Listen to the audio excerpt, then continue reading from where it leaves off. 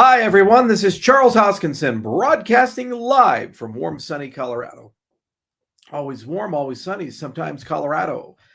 Today is October 12th, 2022, and I have just returned from Washington, D.C. Wonderful trip, very productive. As swamps go, excuse me, as swamps go, this is a pretty good one. Some of you know I was there to speak at a DC FinTech event put on by Chris Brummer, who's a professor at Georgetown School of Law. And he basically invited a huge swath of regulators from CFTC, the SEC, Department of Justice, and other places to come together and talk with industry, alongside lawmakers to talk with industry about cryptocurrency regulation. So we attended, I spoke, and then was invited to the Swiss embassy to have dinner with the ambassador of Switzerland to the United States, alongside Congressman Ro Khanna and dozens of other guests. And I also met while I was there with Congressman Banks, his team, chairman of the CFTC, as well as two of the other commissioners. Very eventful, a lot of satellite sub-meetings and cigars, of course, at Shelley's, which is a lot of fun. So I figured I'd give you guys an update on where the regulatory reality is for the cryptocurrency space and what is likely to occur moving into 2023, given that we are now getting it straight from the horse's mouth and looking at the political realities of things. So for those of you who don't pay attention or aren't from America, we have an election coming up next month. That midterm will result in every single congressman and woman running for re-election. Every 2 years they do this. 435 seats are up. About a third of the Senate is up. Currently, it is very likely that the Republican Party will retake the House, and it's still an open game to see whether the Senate's going to be retaken or not. But if that's the case, the Republicans will have the speakership, and they have made it a legislative agenda to attempt to pass some form of cryptocurrency legislation. There's a bipartisan interest in this. The Biden executive order recently came out last month, and stuff like the Financial Innovation Act, the Stab Now Act, the Digital Commodities Exchange Act, and these other things are likely going to merge with the Biden executive order recommendations from that. And then some bipartisan bill will probably be pushed through sometime next year that will cover at the very least, stable coins, as well as giving likely the CFTC some additional powers to regulate cryptocurrencies. The heart of the matter that we discussed is this notion of sufficiently decentralized, and how do we get to a point where we can determine whether a cryptocurrency is a security or it's a commodity. This is really the heart of the matter, and unfortunately the Stab Now bill and the FIA and others, they tend to leave this still through regulation from enforcement, which is unlikely to be successful, and it changes based upon judicial wins. So there's obviously a lot of conversation, discussion about creating some statutory steer to help people resolve that particular issue. And so on our part, we've been working with the University of Edinburgh and are setting up a lab, which will be opened November 18th at University of Edinburgh, so in Scotland, and I'll be there, that will start measuring the level of decentralization of each cryptocurrency, starting with Bitcoin and working its way down the list, including Cardano. And the goal is to create some sort of scale, some sort of number, perhaps normalized between 0 to 1, with 0 being Windows to Microsoft or the iPhone to Apple, very centralized. 1 being something like, hey, anybody can grow it. It's completely open, completely decentralized in that respect. And then with that, it could become a prosecutorial steer to at least help organize and sift through this concept of a disclosure regime, consumer protections, and other considerations. A lot of discussion about SROs, exchange level disclosures, and other things. So we're working on that. Hopefully the University of Edinburgh can build a great coalition and get a lot of other cryptocurrency ecosystems to participate. The other thing that we've been having a lot of discussions about is how do we take the disclosure regime that exchanges have, which is currently proprietary, fragmented, and private, and bring that regime into the open domain somehow. many people don't know that when you go to list a cryptocurrency on a major exchange, some group of people have to provide enormous amounts of documentation. So in the case of Cardano, for example, it worked with, for example, Japanese regulators, the JFSA, to help them get through numerous documents. I think over 9,000 pages over a multi-year period to get ADA liquidity on those exchanges. So it doesn't particularly matter who does the disclosure. In a decentralized ecosystem, anybody can do it. It's something called the smart cow effect.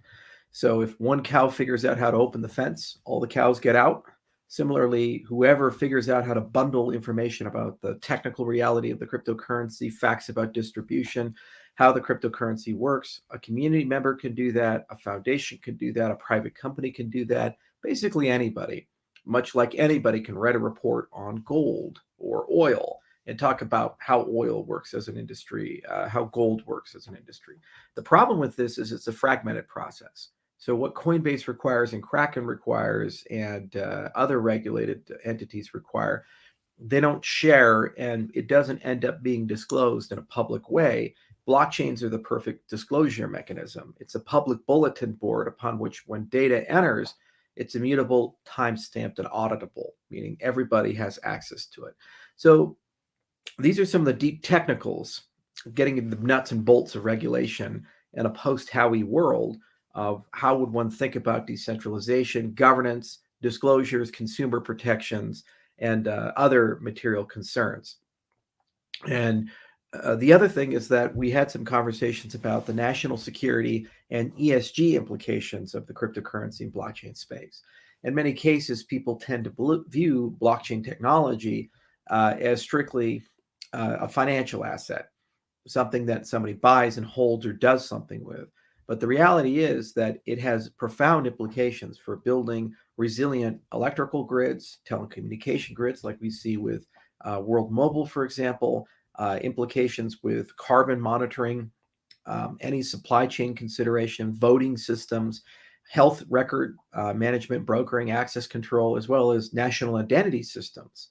None of these things have anything to do with a traditional bank or regulated financial institution.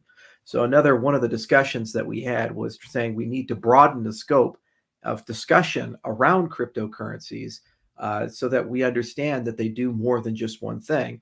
Analogously, if we were to regulate the internet at the time of email, there would have been very tempting to view the internet as just a giant system for email, not understanding that Amazon could exist and Facebook could exist and Google could exist and so forth. So these were some great conversations that we were able to have and work our way through, including conversations around standards and finally, American competitiveness. The existence of the cryptocurrency space is creating an incentive to train, hire, and attract people in high value jobs like cryptography, certain fields and domains of engineering, which if we were to outsource the cryptocurrency industry would result in those jobs going abroad. They're high paying, they're very rare, and they're necessary for national security. They're necessary for innovation and competitiveness in the 21st century. So overall, very productive trip. The lawmakers were incredibly receptive.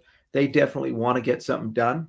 Political reality, a time of threats of nuclear war and a stock market that's down $9 trillion and Russia invading Ukraine and all these other things going on alongside a midterm election means it's really just not possible to get a big piece of legislation done.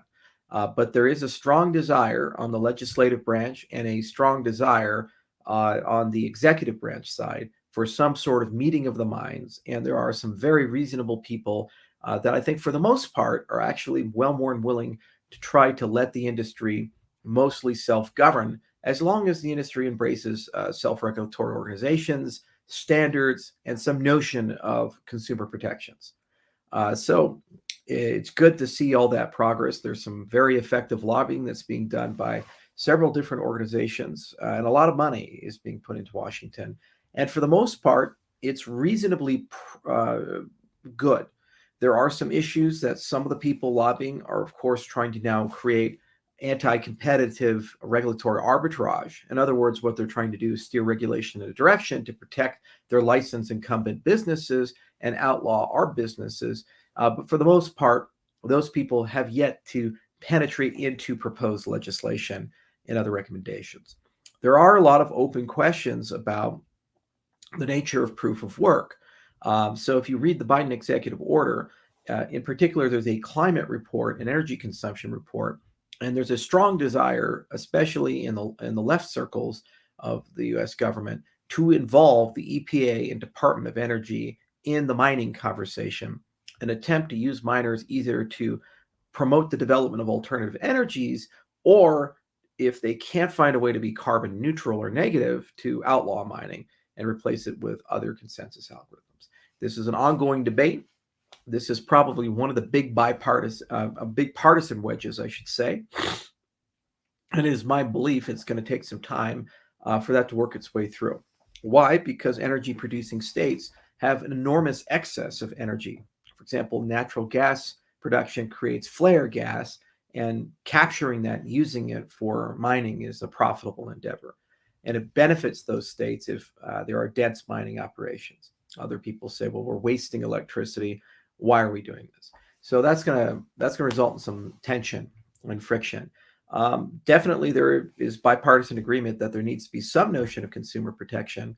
The securities disclosure regime continues to be mentioned, but usually by people who are either optimistic but ill-informed, or people who are cynical. But in both cases, it serves no policy purpose because the information asymmetries that a securities disclosure regime would resolve don't seem to be relevant to any notion of consumer protection or market stability. Many of these facts are discernible by anybody by looking at the blockchain. And for the most part, most cryptocurrencies follow that. And also, any of these cryptocurrencies, if the core entities that had founded them disappear, or the founders disappear, in the case of Satoshi and others, like Sunny with Peercoin or these types of things, they still exist. They're still traded. There's still things going on, and people can do things with them. So what does that mean? Like, for example, BitShares to Dan Larimer. I don't believe he's actively currently still in the ecosystem. I think it's still running. The same for EOS and these types of things. So it effectively means that you may give a disclosure regime to somebody who could die or retire and leave as a desire for consumer protection. But then at the end of the rainbow, that role is no longer held, and yet the ecosystem is still ongoing and the token still has value. Also creates issues for self-custody. It creates all kinds of issues for liquidity, and ultimately is incredibly harmful, and serves no real upside to the ecosystem. But I understand the reason behind why they'd want that regime. They don't want a situation where venture capitalists and project founders collude. They create a very large pre-mine, and they dump all of their supply over time on retail investors and walk away with large profits and disappear. It's a Ponzi scheme then. And I believe commodities regulation can resolve that, because if they have a large amount and it's a commodity and they're manipulating market, that's cartel-like behavior. And we already have a very rigorous anti-fraud, both civil and criminal regime to resolve these types of things. We don't need to imply that something is a security in that respect. We still lack proper token taxonomy. There are 9 different types of digital assets. If you take a look at Don Tapscott's recent work in A Digital Asset Revolution, and each and every one of them have different regulatory notions and concerns, and a single token can become these things over time. For example, you could use a Bitcoin as a currency. You can use it as a digital commodity, as a store of value. You could really identify that particular currency, that particular Bitcoin, and make it into an NFT. And so there's something valuable about that. It's kind of like what the color coins idea is. You could certainly securitize that Bitcoin and chop it up into 1,000 pieces and sell shares with it, et cetera, et cetera. You can just go down the list and keep doing things with them. So one instrument is chimeric. It's like a stem cell, and it can become anything. So category-based regulation doesn't seem to make any sense. It needs to be functional regulation. There are some discussions in the European theater, especially with MiCA, about how one would approach that. And also, what is the role of intermediaries? For example, if centralized exchanges have a disclosure regime, and we believe that they're around, and those disclosures end up in the public domain, and we're okay with that, we probably shouldn't have any issue then with decentralized exchanges then trading those assets once they've gone through the one-time disclosure or self-certification. There's still a question of compliance, and that's a very tough one. And there's an issue of how one would bind identity with cryptocurrency wallets and transactions.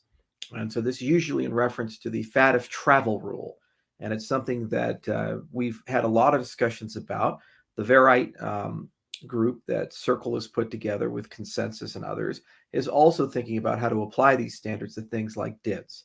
This is one of the reasons we created Atala Prism and are tightly integrating Prism into Lace so that one can create identities, go through compliance, build reputation systems, and use that for alternative credit scoring, and use that also for fast account creation where KYC and AML are required, know your customer, anti-money laundering. It is a very interesting concept of how do you connect identity to NFTs. We call those VNFTs, verified NFTs. And it is a very interesting concept about how do you connect identity to DAOs for regulated DeFi, which is a component, we believe, of RealFi. So anyway, long and the short is that a lot of stuff is happening. A lot of discussions are happening. The Swiss still serve pretty good food. And it was very good to engage with members of Congress and the CFTC in particular, and have a chance to learn from them, talk with them, and have very fruitful conversations. We'll keep chipping away at it. We have people regularly going to DC and other locations, and we've been regularly engaging with various lawmakers, and they've been very productive dialogues. And I think immediately after the midterm, when the dust settles, we'll be in a position as an industry to start finding a way to converge to some legislation, which at the very least will significantly mitigate the uncertainty that's around.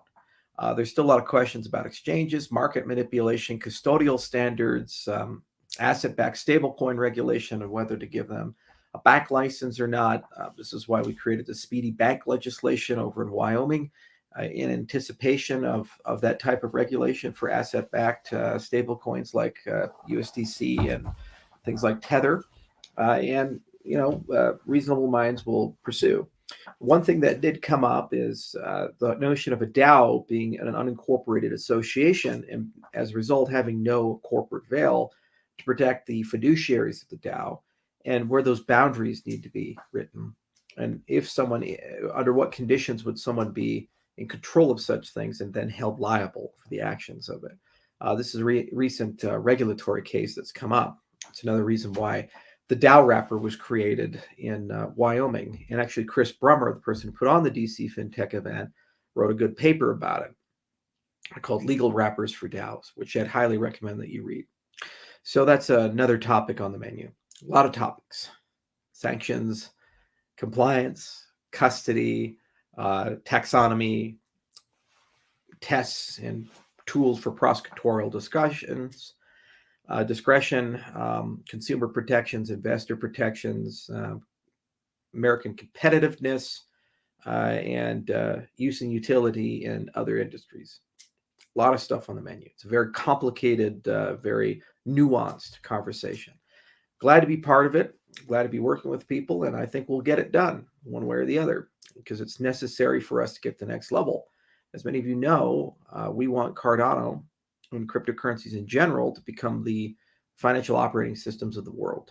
And my big passion in life has always been banking the unbanked and giving the unbanked economic identity that they control, that's self-sovereign and ultimately global in nature, and ensuring human rights, the freedom of association, commerce, and expression. To accomplish that, there needs to be a regulatory regime that acknowledges the existence of cryptocurrencies, views them as positive things, and appreciates the liberty that they provide people. So this is the time to figure out how to put all those pieces together and create something that we can all live with, thrive in, and innovate. Now, as a side note, while at the Swiss ambassador's residence, the representative from the People's Bank of China happened to do a presentation on the digital yuan. And it was very striking how sophisticated and already scaled the system is. 40 million users, 10,000 transactions per second, a quasi account model, and very, very tight coupling with some of the existing payment systems they have, like WeChat, Alipay, these types of things. And it's very clear that they're bundling social credit and the Belt and Road program with this digital currency. If this is allowed to spread, a money system will exist where a very small group of people have total and absolute control over billions of people's economic liberty. It's not a hypothetical, it's an active project with great technology behind it, brilliant minds behind it, and already 40 million users as a beta. And that will spread like wildfire, first throughout China, and then any country that is adopting the yuan, the renminbi, as its reserve currency. It's a reality that we all have to face. The antidote for this is cryptocurrency with properties that have liberty, not another CBDC like a digital dollar or something like that. So we'll fight that fight. We're fighting it in Africa right now. We see the influence in Zambia and Zimbabwe and Ethiopia and other places. And we definitely see that there's a grand plan rolling out. The United States does as well. And hopefully we're able to understand that the only way to beat something that wishes to push the world into total control of the few is to give the world the fires of freedom. So we'll keep those fires lit. You guys do as well. There are certainly hard weeks, and there's certainly weeks that are distracted by mobs of people. But you have to show up to work every day because that's the job. Easy days and hard days. It's been a hard week, but a productive week. Thank you, everyone.